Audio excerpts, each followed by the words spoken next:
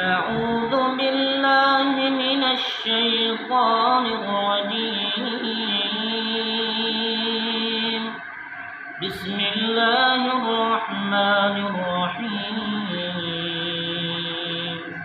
إن هذه تذكرة فمن شاء اتخذ إلى ربه سبيلا وما تشاءون إلا أن يشاء الله. إن الله كان عليما حكيما. يدخل من يشاء في رحمته والظالمين أعد لهم عذابا أليما.